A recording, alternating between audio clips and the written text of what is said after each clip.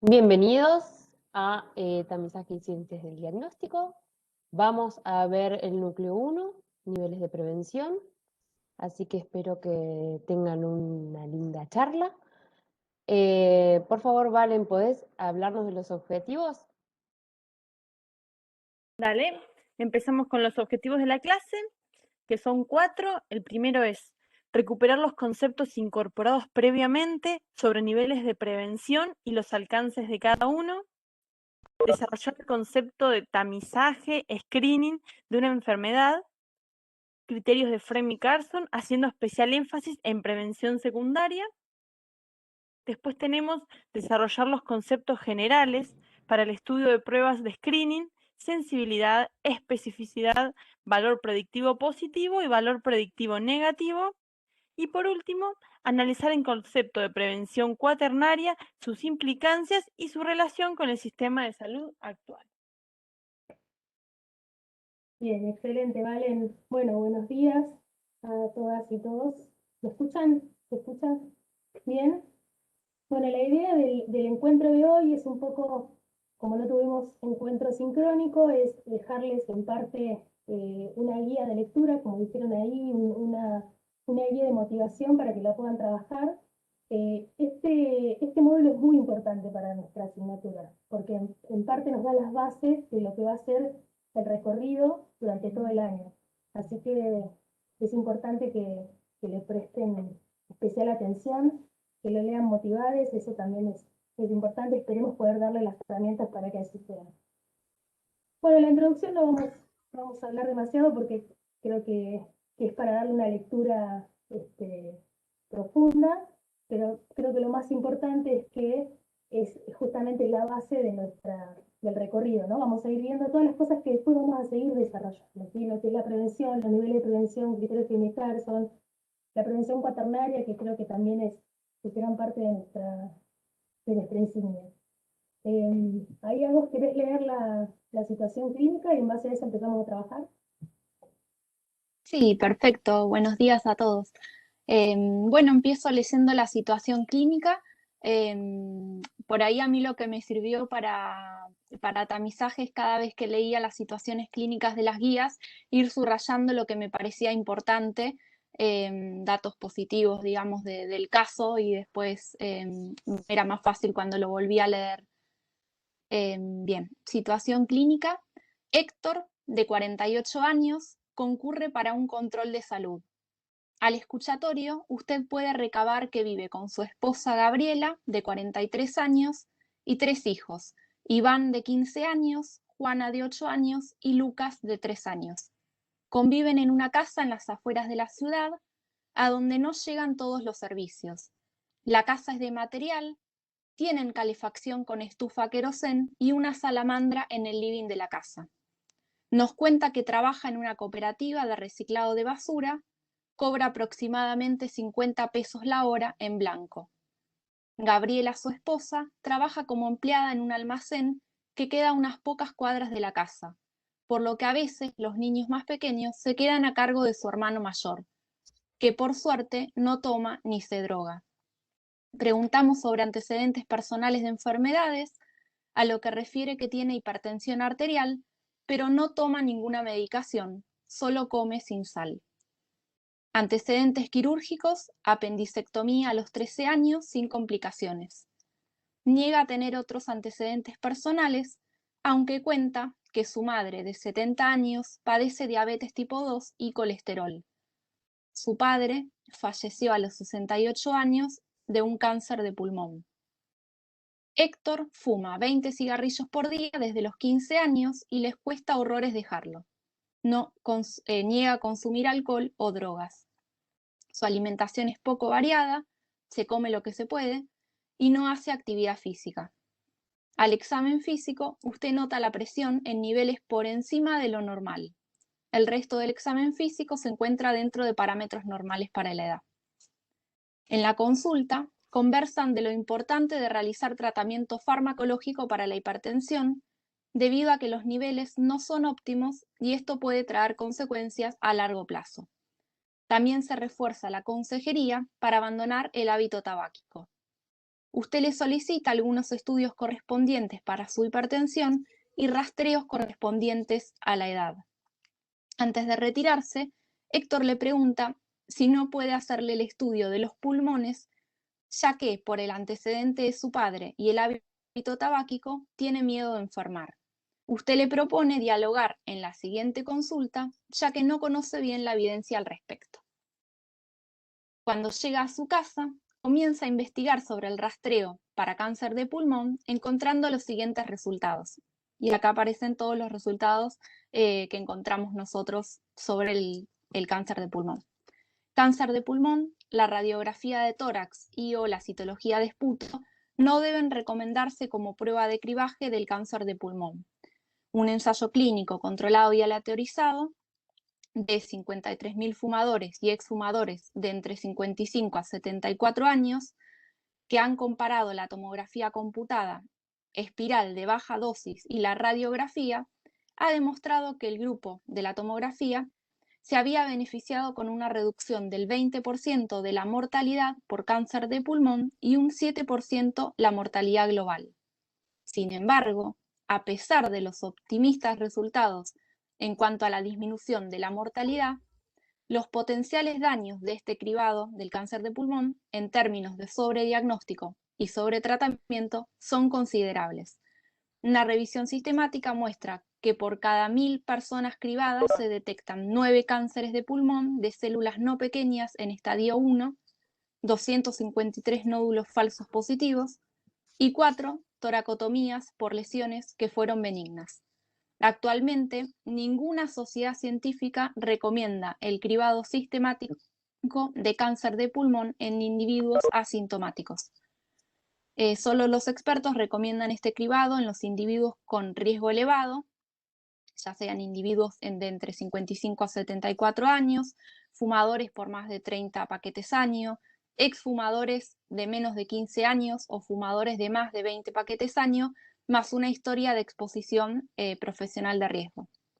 Se recomienda la detección anual de cáncer de pulmón con tomografía computada de bajas dosis en adultos de 55 a 80 años que tienen una historial de tabaquismo de 30 años y actualmente no fuman o han dejado de fumar en los últimos 15 años.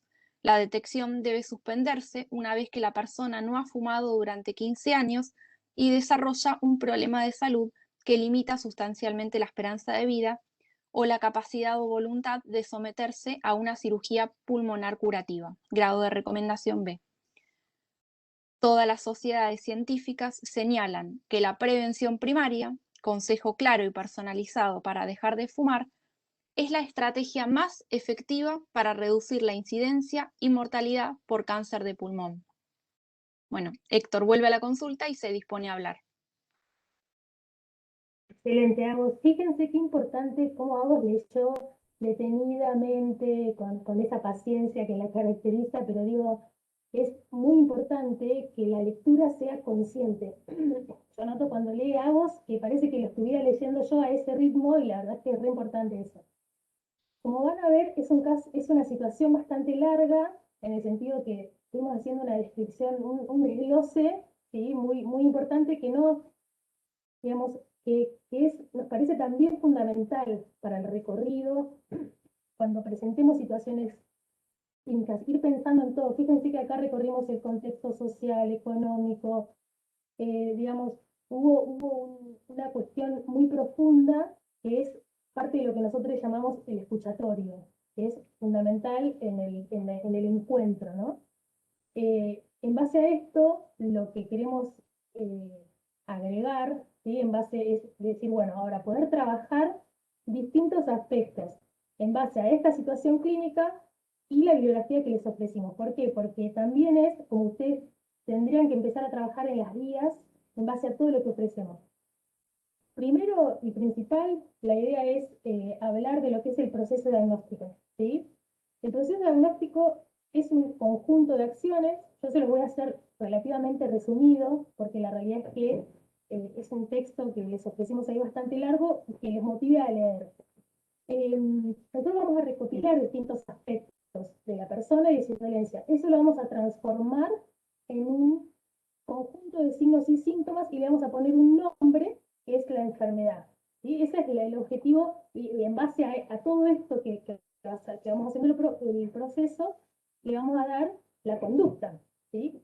Entonces, es muy importante, después es algo casi automático, pero es muy importante poder repasarlo porque después es parte de nuestra práctica cotidiana. Y no solo, en este caso nos centramos más en lo que es enfermedad y síntomas, pero es muy importante revisar todos los aspectos, tanto los clínicos como el contexto social. O sea, es también fundamental para este proceso de diagnóstico. Entonces, van a ver que hay varios conceptos importantes, como síndrome, que es el conjunto de signos y síntomas, enfermedad, que es, digamos, como lo encontramos en los libros, insuficiencia renal, insuficiencia cardíaca, como solemos denominar a ese conjunto de signos y síntomas, y el contexto. Después van a ver que hay varios elementos que se van desarrollando a lo largo, digamos, de este proceso diagnóstico. Primero vamos a plantear una hipótesis, que la hipótesis van a ver que tiene varios métodos para plantearla, eso va a depender de la experiencia del profesional, va a depender digamos, de la frecuencia de la enfermedad, de cuánta bibliografía tengamos disponible para haber podido hacer ese razonamiento, decir, bueno, tengo una persona que tiene este signo y este síntoma, y empiezo a hacer como algoritmos para ver a dónde me puede llevar. Eso es como un inicio, porque eso también nos va a determinar la conducta de cómo sigo, cómo la refino esa hipótesis diagnóstica. ¿Cómo es el siguiente paso? Agus, ¿Cómo la refino? no, Agus, no, quería decir que lo lindo de ese texto y lo lindo en general de toda esta clase, de lo que vamos a repasar es en relación a los procesos diagnósticos que hacemos en busca de dónde tomamos la información, qué y por qué, y también cuáles son en parte nuestros procesos asociativos en relación de nuestras ideas. Y creo que ese texto sirve para combinar lo que viene de afuera de la información y cómo la seleccionamos, y nosotros qué mecanismos interpretativos hacemos. Capaz que es difícil de explicarlo, pero lo importante es que el texto nos brinda que también nosotros, cuando decidimos entre una hipótesis y otra, la verdad, estamos haciendo procesos internos que nosotros ni nos damos cuenta. El texto nos las viene a escribir un poco más, nada más que eso. Exactamente.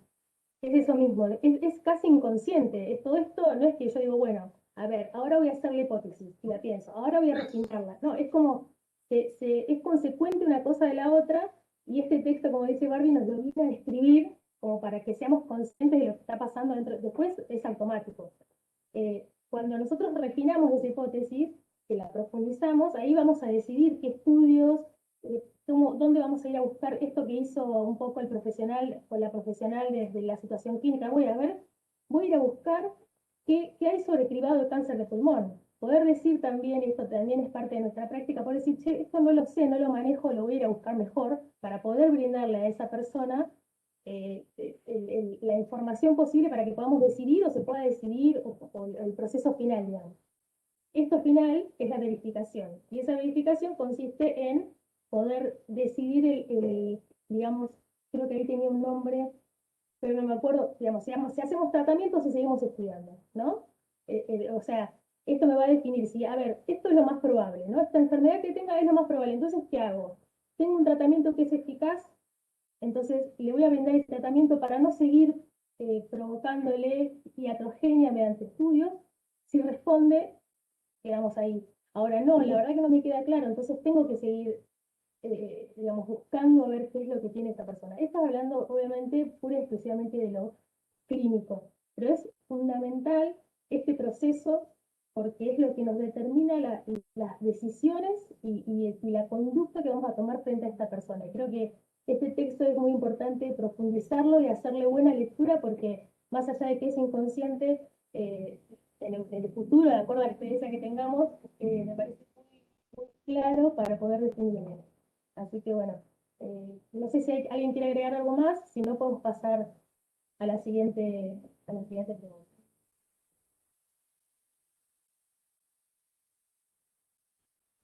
Está bien, Agus. Bien, bueno, la pregunta 2, que dice qué datos del escuchatorio le parecieron oportunos, por ahí creo que Valen, Agus, querían, por ahí van a hacer algún punteo, pero bueno, la idea también es que los puedan buscar en base a todo esto que venimos hablando y los puedan pensar ustedes también. Y también está bueno en este momento volver a hacer un parate sobre la palabra escuchatorio y volver a acordarnos que, bueno, vamos a intentar sacar la palabra interrogatorio, que por ahí nos remite a esto del interrogatorio policial.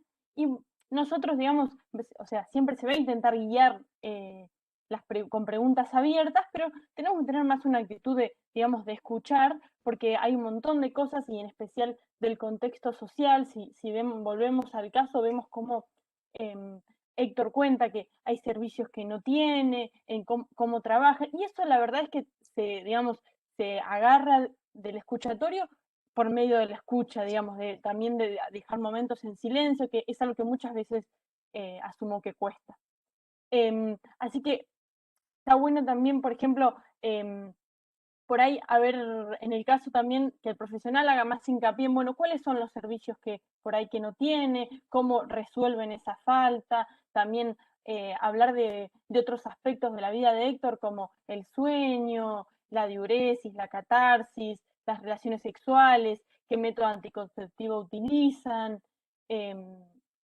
por ahí siempre con una mirada lo más integral posible, y fuera de que muchas veces, por ahí no es el caso, la persona consulta por algo puntual o un problema de salud puntual, también es necesario hacer una mirada lo más integral también de todas las condiciones, ya sea sociales como biológicas de la persona.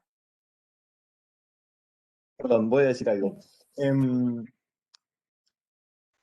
Me impresiona que las intervenciones que hoy en día un profesional de salud tiene que hacer radican en gran medida en favorecer la toma de conciencia, y eso tiene que ver con transmitir cierta información en alguna medida para disminuir los miedos que las personas tienen. Nada, uno lo palpa mucho con lo que está aconteciendo hoy en día con lo del COVID, pero en este caso se sitúa en un miedo que una persona tiene en relación a un cáncer de pulmón de un familiar cercano, y esa disociación que tiene en relación a un hábito que decide inconscientemente realizar todos los días. Entonces, este proceso, que es un proceso de toma de conciencia, se lleva sin lugar a dudas a través del ofrecimiento de información, y creo que esa es una de las intervenciones más importantes que hace un profesional de salud.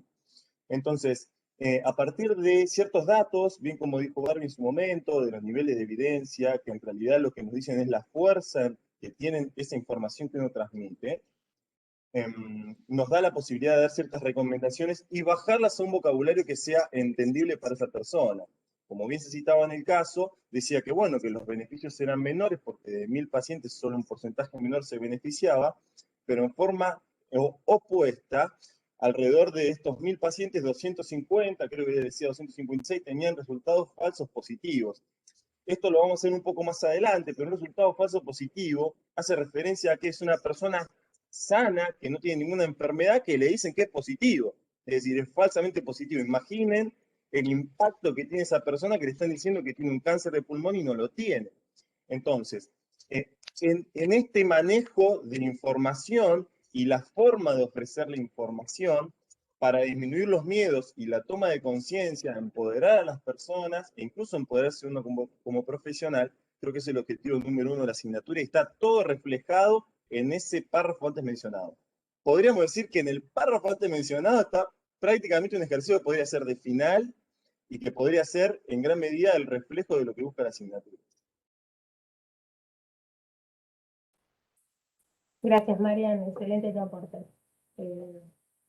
Bueno, después, digamos, creo que Valen dio el puntapié para que, pues, que se motiven y empiecen a buscar a ver qué otros datos del escuchatorio les parecieron oportunos. Y esto teniendo en cuenta lo que veníamos hablando previamente, ¿no? ¿Qué nos importa de esta persona?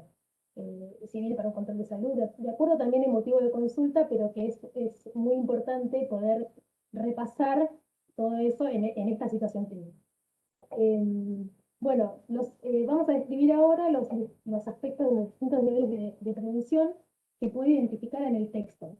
Un ejemplo, no hay datos sobre vacunas, ¿no? Y las vacunas son parte de la prevención primaria. La idea es que en este ejercicio podamos ver de lo que fuimos haciendo la descripción, a ver cómo lo unimos ¿sí? A los niveles de prevención. ¿Cómo de ahí sacamos y decimos, bueno, acá estoy haciendo prevención primaria, acá secundaria, acá terciaria, acá cuaternaria?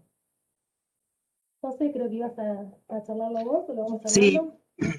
primero decir, bueno, que esto son conceptos básicos y súper importantes que van a ser transversales al recorrido de toda la asignatura, que siempre son preguntas de parcial y final para que lo puedan ir razonando desde ahora, ¿no?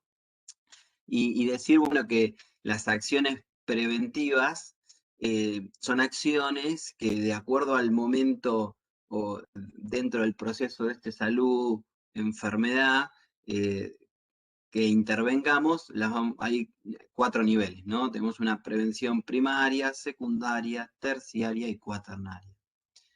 La prevención primaria, en este caso, son las acciones que vamos a hacer en pacientes sanos, ¿no? Son acciones de promoción de la salud.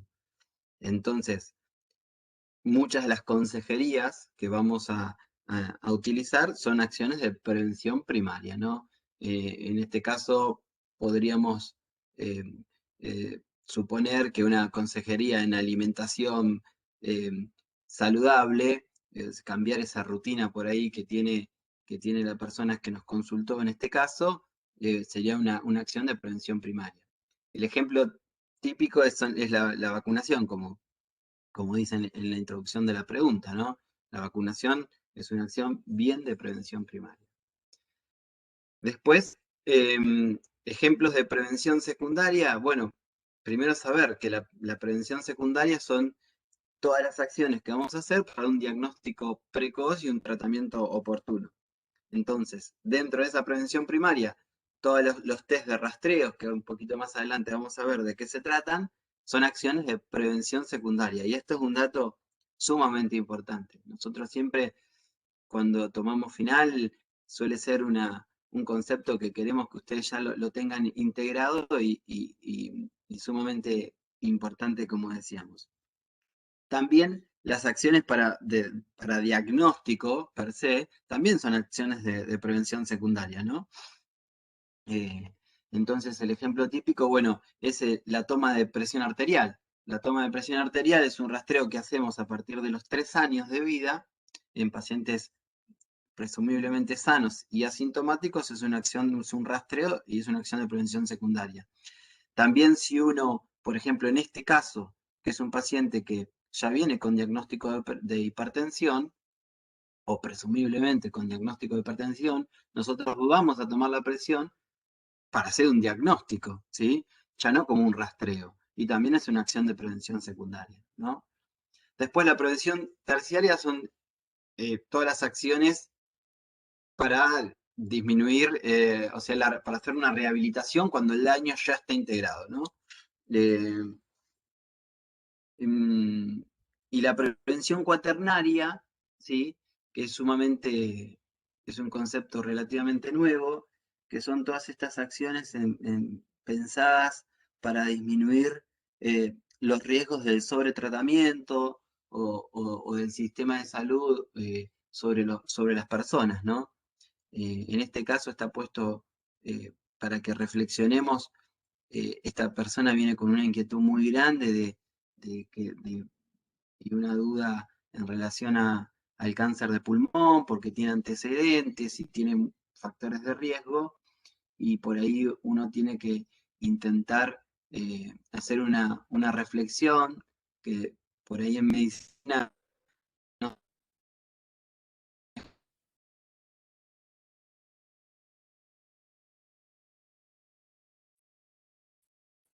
Se fue José. Ahí se cortó. Bueno, no, importante esto que decía José en relación a la prevención cuaternaria, lo vamos a ir repasando en todo lo largo de la cursada, ¿sí? Y también esta clarificación en relación a la hipertensión, de cuándo lo consideramos factor de riesgo y cuánto enfermedad, para ahí situarnos bien en el tipo de prevención. Ese dato está en los textos, ténganlo en cuenta, porque a veces uno se marea, ¿sí? Y eso es como sumamente importante. Si quieren, él ya estaba como redondeando, podemos seguir a la próxima, si les parece. Si José después quiere Perfecto. incorporar algún dato más o algo, podemos volver, no pasa nada, ¿sí? Sí, sí, creo que de la última frase, digamos, dijo esto, en medicina no siempre más es mejor. Y creo que que cierra un poco la idea que venía hablando sobre prevención cuaternaria. Un poco también volviendo a lo que dijo Marian, dando el ejemplo de la tomografía de tórax, que tiene beneficios en un pequeño porcentaje, bárbaro, pero tiene, digamos, genera daño en un montón de personas. Entonces, bueno, no siempre más es mejor. Creo que ese es un buen tema. Exacto, quedó emblemático porque lo dijo y se cortó, así que quedó divino. Y se fue. Buenísimo. Bueno, la siguiente entonces, ¿qué es un rastreo o screening? ¿Cuáles son sus características y qué son los criterios de Fremy-Carson? Un poco volviendo a lo que ya habló José sobre rastreo o screening, que es parte de la prevención secundaria. Estas cosas son, como dijeron, básicas, o sea, en un final no podemos, digamos, no solo por el hecho de que, bueno, es una cuestión de teoría, no, tienen que tenerlo claro porque es fundamental. No podemos decir que, no sé, que PAP es prevención primaria, ¿no? Digamos, no por bajar línea por mala onda, pero es fundamental que podamos entender en qué nivel está cada cuestión. ¿Y qué son los criterios Fremy-Carson también? Son el Padre Nuestro, más o menos. No sé quién, creo que Agos, ¿no? Ibas a hablar un poquito de los criterios con José, que igual José se perdió, pobre. Sí. Sí, por ahí importante, nada, como para definir lo que es screening y rastreo para que les quede, es la aplicación ya sea de pruebas, de test, de distintas pruebas que se hacen en personas asintomáticas, aparentemente sanas, que no presentan síntomas de la enfermedad, pero que se utilizan y que se hacen para detectar alguna enfermedad o alguna condición potencial que podrían tener. Nada, se hace en personas o en poblaciones aparentemente sanas para detectar estas enfermedades. Y a lo largo del año, bueno, vamos a ir viendo distintos screening y rastreos que se hacen en todas las edades. Y lo importante es no dañar al paciente, es como la premisa fundamental. Y estos criterios de Fremy-Carson, que los vamos a ir viendo bueno, durante todo el año en casi todas las guías, en las distintas patologías o condiciones que vamos a ver, y son fundamentales, ahora las vamos a ver una por una todos los criterios, pero son muy importantes para poder definir si esa patología, esa condición, esa enfermedad se debe o se debería poder realizar una prueba a nivel poblacional para detectar la enfermedad o no. Y bueno, dentro de los... Ah, José, volviste, perdón. ¿Me escuchan? Sí, Ah, Sí. buenísimo. Bien. José, vos No, te fuiste cuando decías que más es mejor, no, al todo lo contrario, digamos.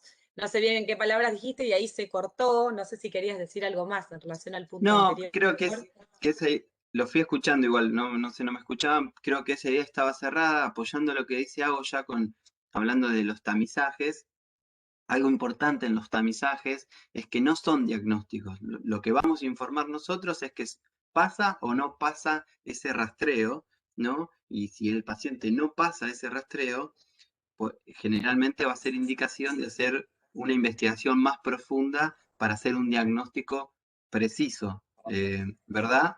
Y también decir que pueden ser pruebas semiológicas, pueden ser análisis de laboratorios, o pueden ser una lista de chequeo o una serie de preguntas más o menos estructuradas para las pruebas de tamizaje, ¿no? Que es bastante amplio en ese sentido.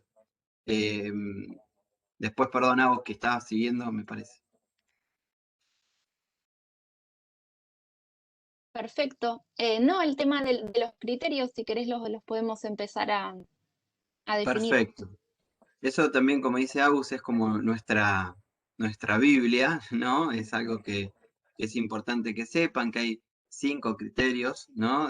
Y por ahí uno de los primeros es que la condición debe tener un efecto significante sobre la calidad y la cantidad de vida, y la incidencia de la enfermedad debe justificarlo, ¿no? Teniendo en cuenta mortalidad y prevalencia. Esto es importante, uno va a rastrear enfermedades que realmente tengan una implicancia a nivel poblacional sobre la calidad o la cantidad de vida importantes, ¿no? Un poco ahí en el texto estaba el ejemplo de la onicomicosis, que por ahí no cumplía con estos criterios y por ahí el cáncer cérvico-uterino sí, ¿no? En prevalencia y en calidad y cantidad de vida. Esto de la incidencia es interesante también pensarlo, porque a veces uno rastrea enfermedades que quizá, como algunas de las pesquisas metabólicas, no son tan prevalentes, pero que un diagnóstico precoz cambia mucho la morbimortalidad, ¿no? Y que no hay formas de diagnosticarlos antes, si no es, por ejemplo, pienso en el hipotiroidismo congénito, ¿sí? Que por ahí no son enfermedades tan prevalentes, pero la morbimortalidad que causan y la intervención precoz cambia realmente la evolución de la enfermedad. El segundo criterio es que la condición debe tener un periodo asintomático durante el cual la detección y el tratamiento reduzcan la morbimortalidad. Esto entenderlo está muy bueno, o sea, un ejemplo claro es que las enfermedades agudas no son posibles de pesquisa, ¿sí? Porque no tienen un periodo asintomático previo donde uno pueda intervenir para cambiar el pronóstico. En cambio, algunos tipos de cáncer, ¿sí? Como de nuevo el ejemplo, el cáncer cérvico-uterino tiene un largo periodo asintomático donde una intervención precoz puede llegar a cambiar el resultado. Pero ojo, porque no solamente que cumple este criterio, la enfermedad puede ser posible de rastreo. El ejemplo típico que siempre damos es el cáncer de próstata, que tiene un periodo asintomático muy largo, pero que nuestra intervención precoz por ahí no cambia tanto el pronóstico e incluso podemos llevar a hacer sobretratamiento. No sé si me fui explicando. Sí, excelente, José, excelente. No sé si querés continuar, si no sigo yo, no tengo problema. Sí. No, perfecto, sí. Bueno, el tercer criterio es que el tratamiento temprano, es decir, en la fase asintomática, en aquellos pacientes que no presentan síntomas, debe ser superior que el tratamiento en la fase sintomática o de diagnóstico habitual. Esto quiere decir que nosotros al tratar a los pacientes en la etapa asintomática va a ser mucho más beneficioso que hacerlo una vez que la enfermedad ya está instalada y que presente síntomas. Nada, creo que este criterio es muy importante, ya que nosotros si lo tratamos en esta fase asintomática no va a traer beneficios y sería lo mismo que tratarlo en la fase sintomática, entonces no le vamos a poder brindar el tratamiento o algún tratamiento que mejore la calidad de vida o la expectativa de vida, y lo único que vamos a hacer es diagnosticar antes a estas personas y, por así decirlo, enfermarlas antes, con todos los riesgos que conlleva, después con el tema del sobretratamiento, sobrediagnóstico, con todas las implicancias que tiene. Y bueno, aplicado lo podemos ver, por ejemplo, en el cáncer de mama, que el tratamiento precoz es superior y disminuye la morbimortalidad. Después, otro de los criterios es que los estudios para detectar la condición en el periodo asintomático, cuando no hay síntomas, deben ser eficaces y efectivos. Es decir, que tienen que ser precisos, seguros. Ahora lo vamos a ver un poco mejor explicado, pero bueno, tienen que tener alta sensibilidad y alta especificidad.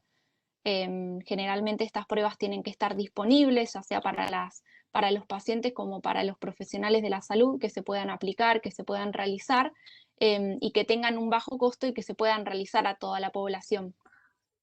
Volvemos otra vez con el ejemplo del cáncer de mama, que lo vamos a ver igualmente en el segundo cuatrimestre, pero bueno, nosotros a través de la mamografía, por ejemplo, que es un método que tiene alta sensibilidad, alta especificidad, vamos a poder detectar el cáncer de mama, y es un método que se puede realizar en los hospitales, o sea, quiero decir que es accesible para la población y bueno, para los profesionales de la salud poder realizarlo.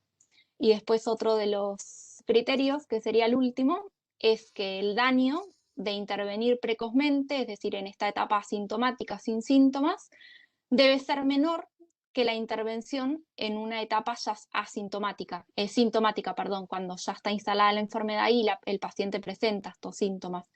¿Y esto por qué es? Porque el objetivo del screening o del rastreo va a ser siempre disminuir la morbimortalidad, que es más o menos lo que venimos viendo en el primer criterio. Nada, los daños que se puedan provocar en el tratamiento deben ser menores que los que se realizan en el tratamiento sintomático. Sí, Agus, qué importante este ejercicio de buscar ejemplos siempre, ¿no? Para cada uno de los criterios, que también además es algo que hacemos día a día en la práctica, digamos, día a día en la práctica, ¿no? Profesional. Estar pensando, digamos, realmente este método está disponible, pero ¿para qué, no? Como es también un ejercicio crítico, así que les invito a que además en este ejercicio, que sea algo semanal, que puedan tratar de, por lo menos cuando hablamos de rastreos, sobre todo cuando hablamos de rastreos, pero quizás lo pueden probar con cualquier otra cosa y se van a dar cuenta que no coinciden con los criterios de Extreme Carson, y eso les ayuda también a ir absorbiendo esto, ¿no? Bueno, no sé si alguien quiere agregar algo más, si no pasamos a la siguiente pregunta. Bueno, entonces, ¿a qué nos referimos con niveles de evidencia y grado de recomendación?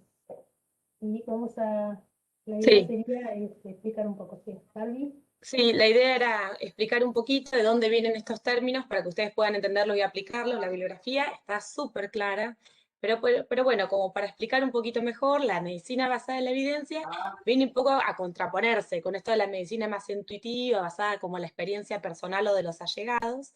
¿Sí? Es de los años 80, tiene que ver con esto de la Universidad de McMaster. El objetivo es poder integrar toda la cuestión de las investigaciones que hay en el ambiente en la práctica con el paciente individual. ¿Sí? Pero ¿cuál es el problema? Por ahí hay un montón de investigaciones, hay un montón de datos ahí circulando por el tiempo. Y no todas las investigaciones tienen el mismo impacto, ¿sí? En la persona o en lo que yo voy a intervenir. Por eso es importante cómo jerarquizarlas, ordenarlas un poco para que sean más fáciles para yo después poder usarlas en la práctica individual. Para esto es importante tener un mínimo conocimiento de lo que son las investigaciones, ¿sí? Hacerme la pregunta, ¿qué es lo que yo quiero saber? ¿Sí? ¿Cuál es ese estudio? ¿De qué se trata? Algo de la validez interna, de cuestiones así de la investigación, del impacto que va a tener, de la validez externa con la reproducibilidad, como ciertas cuestiones tenerlas en cuenta para incorporarse de datos. Una vez que uno puede tener todo esto, definir el escenario, si va a ser para prevención, para ver una etiología o para el tratamiento. Cuando uno puede entender todo eso, ya podemos entender un poquito más lo que son los niveles de evidencia. Niveles de evidencia significa de dónde viene esa información. La información que yo puedo tomar y aplicar ahora puede venir de estudios controlados aleatorizados, de estudios controlados no aleatorizados, de casos y controles, de estudios de cortes, de estudios que en comparación y en el tiempo de diferentes centros o instituciones que hacen investigación, de experiencias de expertos, de la experiencia clínica, de estudios descriptivos. Ahí describí todo un abanico de posibilidades de donde yo puedo tomar la información, ¿sí? Y lo hice medio en degradé, de los que tienen más confiabilidad a los que tienen menos. Y de ahí viene la clasificación. Ahí tenemos el nivel de evidencia 1, lo que viene de estudios controlados, que son aleatorizados. El 2, que tenemos 2.1, 2.2 y 2.3. El 2.1 de estudios controlados no aleatorizados, ¿sí? Los 2.2, que tiene que ver con estudios de controles, de casos y controles y estudios de cortes. El 2.3, que tiene que ver con estudios a través del tiempo. Y el 3 tiene que ver con todo lo que tiene que ver con la experiencia personal, los expertos, los informes de comité de expertos, los estudios descriptivos, etc. Eso a nosotros nos va a ayudar para definir que nosotros podamos poner después los grados de recomendación, ¿sí? Entonces, si estamos para la prevención, ¿qué grados tenemos para prevenir o para una intervención dada? Y también los definimos en forma de A, B, C, D, E y I, ¿sí? A es si existe un buen grado de recomendación, si hay una evidencia buena. B, si la evidencia es moderada, ¿sí? C, si es contradictoria, si tenemos a favor y si tenemos en contra, ¿sí? D, si evidencia moderada para no producir ese hecho, para no intervenir, ¿sí? Y el último, el E, si hay buena evidencia para no recomendar esa intervención, ¿sí? Después tenemos el I cuando hay insuficiente información. Entonces, si yo tengo algo, ¿sí? De lo que yo estoy hablando, y me hablan un nivel de evidencia B, que por ahí es lo más frecuente encontrar, quiere decir que lo más probable es que esa información venga no de estudios de casos y controles aleatorizados o no aleatorizados, porque eso era evidencia A, como habíamos dicho, sino que viene de estudios por ahí de casos y controles, de cortes, o estudios o comparaciones a través del tiempo, o de informes de expertos, o de estudios descriptivos. Creo que con esto ya ustedes pueden tener una idea de dónde viene la información. En el caso del caso clínico, lo vamos a repetir, lo vamos a recontra repetir. Acá, el rastreo para el cáncer de pulmón, no hay una evidencia certera, ¿sí? No hay una evidencia, o la evidencia buena indica que no es recomendable hacer rastreo en pacientes asintomáticos para el cáncer de pulmón. Rebobino y lo vuelvo a decir, no hay evidencia certera, ¿sí? Que recomiende rastreo en población asintomática para cáncer de pulmón. Sí, en personas de riesgo, ahí sí, hay evidencia B, en personas, en tabaquistas de 30 años, de paquetes años, ¿sí? Para poder, que están entre 55 y 80 años, las personas de riesgo, ahí sí se podría recomendar la tomografía, ¿sí? Computada de bajo implante. Pero para que tengan en claro esto de que si nosotros aplicamos la información de la investigación en pro de nuestra clínica, hace que todo sea mucho más fácil. Nada más. Yo ahí les Excelente, aporto Barbie. algo. A ver, esto que bien citaba Barbie de las letras de A, B, de evidencia X, realmente es un vocabulario que lo que tiende a hacer es a homogeneizar la información que dan los estudios de investigación. A grandes rasgos, y esto lo van a volver a ver en Epidemio, en cuanto a la fuerza de las recomendaciones, tiene que ver bien con lo que decía Barbie, y me hace acordar al truco, quiero retruco, quiero vale 4, 7 de oro, 7 de espadas, ancho de basto, ancho de espada. Ejemplo, de abajo para arriba, la evidencia es, primero, opinión de experto, que es una persona que tiene un tránsito en su vida profesional y te dice, a mí me parece tal cosa. Arriba de ello está, por ejemplo, lo que sería la serie de casos.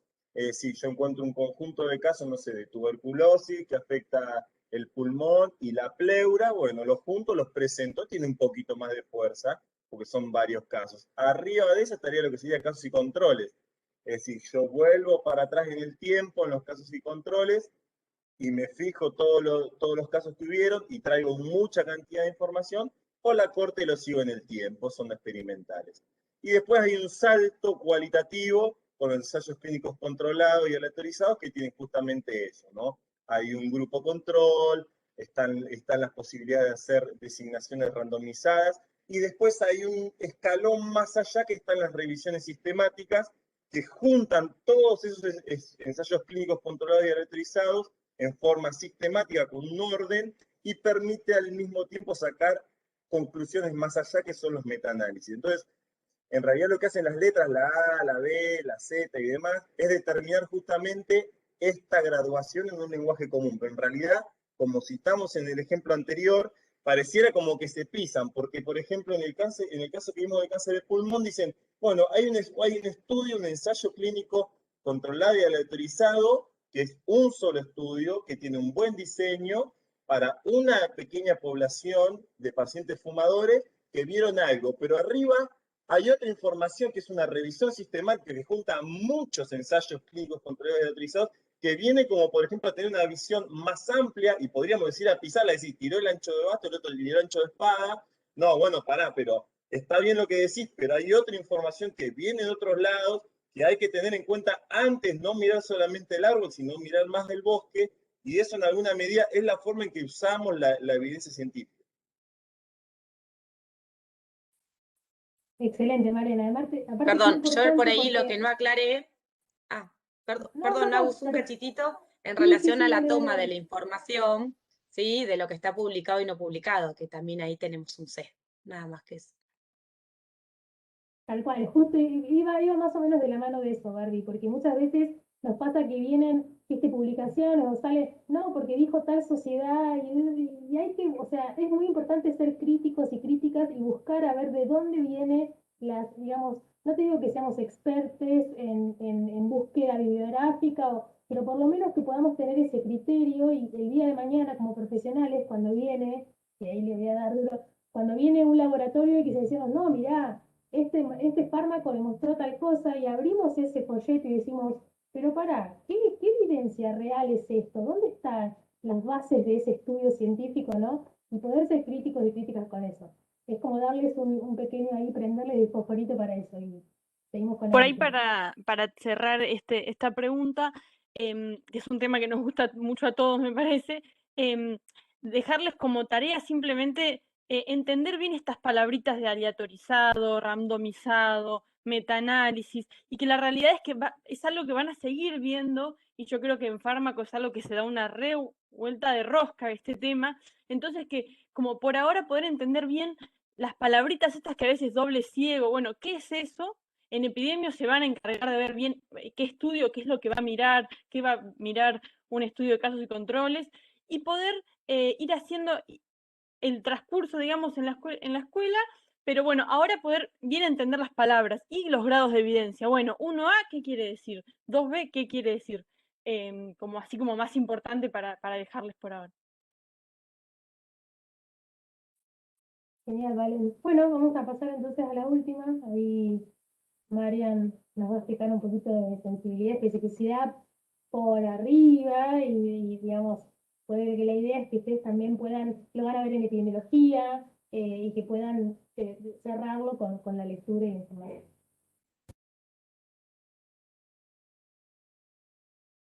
Bueno, esto se puede explicar de forma simple o de forma compleja. Hubo como un llamado a que yo haga unos dibujitos y demás. Si quieren que haga eso, me tienen que pasar como una posibilidad de compartir pantalla. No sé si es Fran o sos vos, Agus, y si no, bueno. Marian, ¿nos vas a dar la simple o la compleja? ¿Qué explicación nos vas a dar? Porque Y nos diste para elegir recién. yo creo que la más simple. Dale, dale con la simple. Bueno, a Ahí grandes se puso rasgos, presentador. a ver, la pregunta bien hacía referencia a un poco la definición de los criterios de sensibilidad y especificidad, si no me equivoco. No sé si tenía Sí. mucha más vuelta que ese enunciado. Eso mismo, Marian. Ahí te puse presentador, así que si te copa compartir, pues deberías poder. Perfecto, perfecto. Bueno, a grandes rasgos, ¿cómo se abre este tema de sensibilidad y especificidad? Bueno, en la medicina en general se diferencian a las personas sanas y enfermas fuera de la autopercepción y demás, que uno se sienta sano y que eso es fundamental. Pero bueno, desde el punto de vista más taxativo, se diferencian a las personas sanas de las enfermas por un conjunto de estudios que se llaman estudios patrón, justamente porque tienen esa particularidad. Tratan de determinar cuáles son los blancos y cuáles son los negros. Tiene otras denominaciones que se llaman estudios gold standard o estudios de oro, justamente por la importancia de los mismos. Un ejemplo que por ahí podemos traer, que por ahí tiene algún conocimiento que han escuchado, de las enfermedades de las coronarias, que nos llevan al infarto, la cardiopatía isquémica, el gold estándar, es decir, el que divide entre blancos y negros, es decir, aquel que determina que hay una obstrucción física y consecuentemente funcional a la circulación de sangre por las coronarias, es algo que se llama cinecoronariografía. Es aquel estudio que pinta las arterias coronarias y nos dice si hay una zona donde no circula la sangre. Bueno, ese es el patrón gold estándar. Ese divide los enfermos de los sanos. Ahora bien, ¿qué pasa? A ver, otro ejemplo, que por eso es un ejemplo más próximo, y que si está mediado por una adecuada recolección y no tiene el uso de antibióticos previos, es el urocultivo. El urocultivo a grandes rasgos divide los que tienen infección urinaria de los que no tienen infección urinaria, y eso lo vamos a ver en las unidades siguientes. Ese sería nuestro patrón o gol estándar. Es decir, a los enfermos, a todos los enfermos, le va a dar positivo y a todos los que no están enfermos le va a dar negativo. Es decir, a ese estudio hay que creerle porque es el gol estándar. Ahora bien, ¿qué pasa? En la vida habitual, por ejemplo, con la cinecoronariografía, no le podemos hacer a todo el mundo cinecoronariografía porque no nos alcanzarían los insumos, porque es un estudio cruento, porque está asociado a complicaciones que son raras, pero están, porque se mete en un vaso y puede haber sangrado y demás. Entonces, de alguna forma tenemos que tratar de acercarnos a esos patrones o a esos goles estándar a través de otros estudios. que no van a tener el mismo rendimiento, pero es necesario conocer cuál es el rendimiento que van a tener. El conocimiento de ese rendimiento de los test se determina por dos términos que son sensibilidad y especificidad. Y bueno, y para eso son muy útiles los cuadros de doble entrada que figuran en lo que es la bibliografía, y que ahora vamos a hacer un mini pequeño ejercicio, que si no me equivoco, ahí ya lo estamos compartiendo. Si encontramos, por ejemplo, y esto en primera instancia para ver las definiciones, a ver si ahí escribe, ¿se está viendo? Perfecto. Si utilizamos un cuadro de doble entrada donde en la parte superior colocamos a los pacientes, por un lado los enfermos y por otro lado los sanos, y del otro lado los resultados positivos y los resultados negativos de los test, y trazamos justamente el cuadrito de doble entrada, podemos identificar rápidamente que tenemos inicialmente 4 casilleros. Y esta es la forma de entrar. Usualmente la forma de entrar, en este caso, va a ser por arriba para tener las constantes. Para determinar una constante, en este caso, por ejemplo, ver los pacientes enfermos y ver, en relación al estudio, qué pasa cuando son positivos y son negativos. Si un paciente, vamos a ver en este sentido, si un paciente es enfermo y le da el resultado positivo, es un verdadero positivo, porque esa persona estaba enferma y le dio positivo. Punto. Ahora bien, ¿qué pasa si la persona está enferma y le da negativo? Ese es un falso negativo, porque en realidad es una persona que está enferma, pero le dio negativo. Eso es falso. Esa persona debería tener un positivo. Entonces, bueno, ¿qué pasa?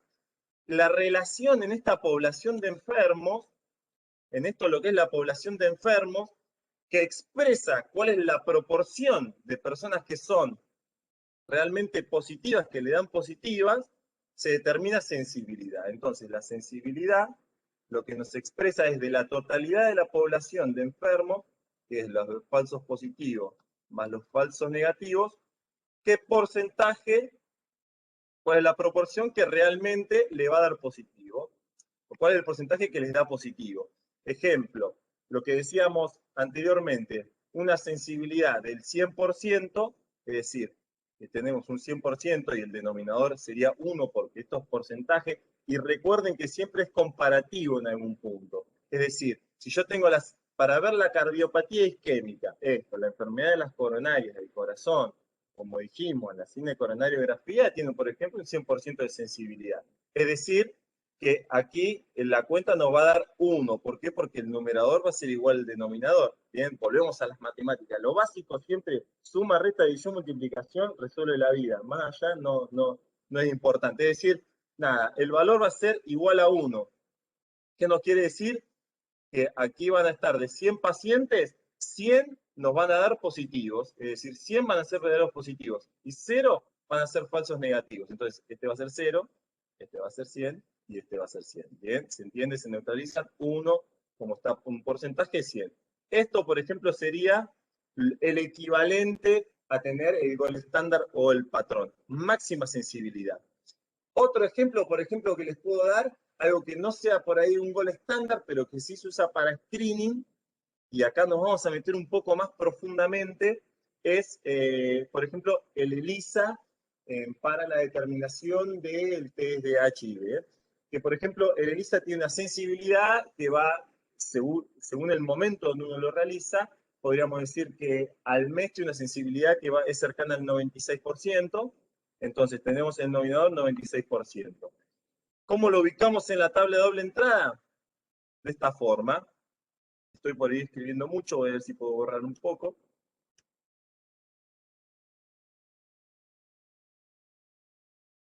Ahí está. Entonces, ¿qué nos dice? Que de 100 pacientes de la totalidad de los enfermos, 96, que es el numerador resultante, de 100 van a tener un resultado verdadero positivo y 4 un falso negativo. ¿Bien?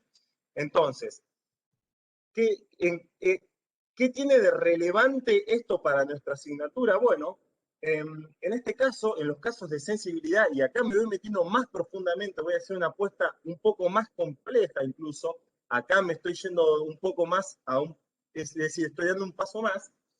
¿Por qué es importante? Porque si el ELISA, que nosotros utilizamos para screening, para tamizaje, a ver si una persona tiene seropositividad o no, es realmente importante si nos da negativo. ¿Por qué? Porque sabemos que los falsos negativos son pocos, son 4 de 96. Entonces, si el resultado me da positivo, tengo que seguir con otros estudios para confirmarlo, pero si realmente no da negativo, nos descarta. Hacemos un screening, un tamizaje, es decir, de toda la población, yo voy sacando negativo, negativo, negativo, negativo. Es particularmente fuerte y particularmente útil cuando los resultados que tienen alta sensibilidad nos dan negativos, justamente por eso, porque continuamente nos ayudan a detectar los positivos, pero ayudan a descartar principalmente cuando estos casos son negativos. Es principalmente útil. Estoy dando una vueltita de rosca más.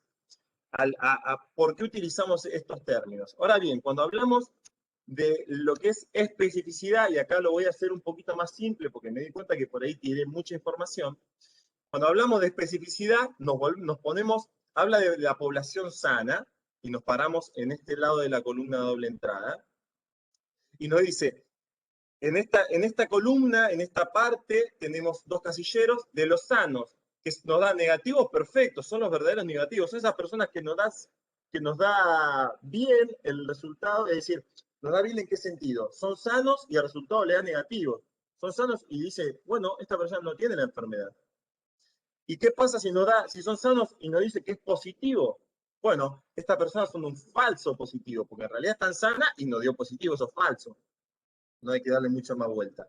La especificidad, ¿cómo se determina? Bueno, la especificidad por definición nos dice que del total de las personas sanas, ¿cuál es la proporción que este test nos da negativo? Es la proporción del total de las personas sanas que nos da negativo. Entonces, utilizamos el total de las personas sanas, que es la suma de este más este, suma de los falsos positivos más los verdaderos negativos. ¿Qué proporción son verdaderos negativos? Bien, y esto es lo que se determina como especificidad. De la relación entre la especificidad y la sensibilidad, inicialmente vamos a poder caracterizar todos los test diagnósticos y lo que se utiliza en screening. Me parece que inicialmente yo tiré mucha información, sentí que en un momento desbarranqué, perdón por eso, lo vamos a poder ver en otros momentos, lo vamos a ver en Epidemio, pero inicialmente quedémonos con esto. Me parece que siempre está bueno volver a las tablitas de doble entrada. Esto también puede ser un ejercicio que no lo hemos evaluado justamente porque a veces siento que no le damos por ahí una profundidad tan amplia a esto, ni a veces nos dialogamos tanto con otras asignaturas, que es algo que estamos queriendo hacer cada vez más, pero yo creo que eventualmente y episódicamente van a empezar a aparecer esto en los exámenes. ¿Por qué? Porque es necesario que cada vez que hablemos de sensibilidad y especificidad recordemos qué es lo que estamos diciendo y salgamos del automatismo y podamos poder razonar cuál es el rendimiento diagnóstico de las herramientas que estamos utilizando. Así que hasta acá voy a hablar.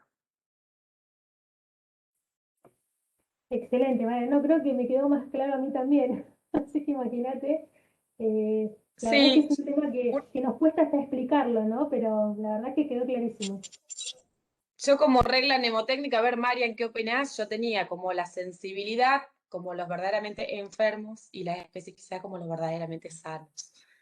Nada, entre otras tantas que debe haber por ahí. Y van a ver que muchas veces... Totalmente. Y hay unas cuantas vueltitas de rosca ahí para seguir dándole, que me parece que le di en algún momento un par más, pero creo que las mnemotecnias a veces sirven y están buenísimas recordarlas, y nos sirva como para conectarla con otras cosas y seguir con los pensamientos, con la cadena de pensamientos. Tal cual. Y pasa a veces que hay test que son muy sensibles y poco específicos, o al revés, entonces eso también nos va a ayudar a empezar a desglosar, a ver qué podemos hacer en esas situaciones. Eso lo vamos a ir trabajando en el año. Pero buenísimo la explicación, Marian. Creo que ya le podríamos ir dando cierre. No sé si alguien quiere ir agregando algo más.